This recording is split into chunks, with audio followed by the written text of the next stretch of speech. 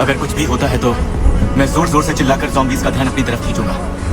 मैं उन ज़ॉम्बीज़ का शिकार बन जाऊंगा, लेकिन तुम्हें कुछ नहीं होने दूंगा। ऐसा मत बोल। यहाँ किसी को कुछ नहीं होगा। लेकिन अगर किसी को मरना भी पड़ा तो वो मैं होऊंगा।